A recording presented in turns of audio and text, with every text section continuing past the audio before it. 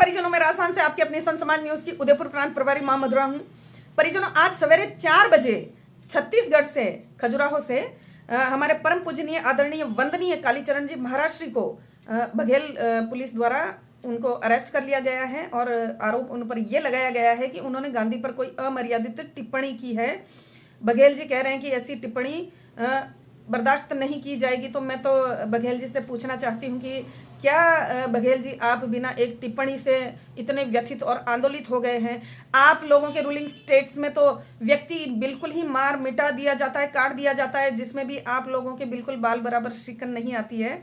तो मैं आपसे निवेदन करना चाहती हूं कि FOS और FOE वो आप लोगों की, कांग्रेस की, सेक्युलरों की और विधर्मियों भ्रष्टों की बपौती नहीं है। वो हमारे लिए भी है, हिंदुओं के लिए, सनातनियों के लिए और विशेषकर संतों के लिए तो वो है ही। दूसरी बात मैं कहना चाहती हूं बघेल जी कि कालीचरण जी महाराज श्री ने जिन बातों का रेफरेंस देकर अपनी बात कही, तो वो तो आपके जो 1947 के बाद में मौलाना अबुल कलाम आजाद की छत्र छाया में लिखवाए गए इतिहास से ही उठाई गई है ना। तो क्या आप ये कहना चाहते हैं कि वो गलत लिखवाई गई थी? जैसे कि उन्होंने पाकिस्तान बनवाया, 56 करोड़ के लिए उन्होंने अनशन किया, कॉरिडोर बांग्लादेश तक के लिए उन्होंने वो भी बनवाया, उसके लिए कॉरिडोर भी उन्होंने, उसके लिए भी वो सहमत होने ही जा रहे थे कि ये घोषित इतिहास है कि इसी कारण से गोडसे जी ने उनको गोली मार दी थी, बराबर। तो ये इतिहास तो हमने नहीं लिखा या फिर किन्हीं संत ने नहीं लिखा, ये तो आपके ही मौलाना ने लिखा था ना, उन्होंने ही लिखवाया था ना।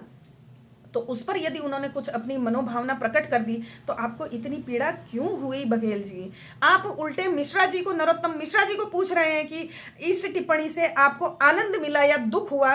तो उनको उनको क्या हुआ है, क्या नहीं हुआ, ये तो पूरा भारत, पूरा विश्व देख रहा है, लेकिन आपको क्या हुआ ये भी पूरा विश्व देख रहा है।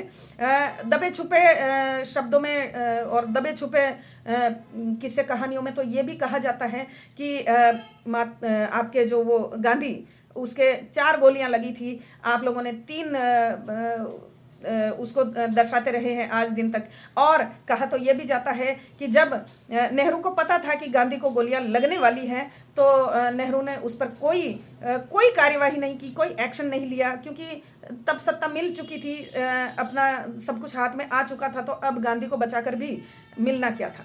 तो बहुत सारी किस्से कहानियां हैं, बताए जाते हैं, कहे सुने जाते हैं। आप इतना सीरियस मत हो जाएं। संतों पर अपनी आपको गाज ही गिरानी है तो सीधा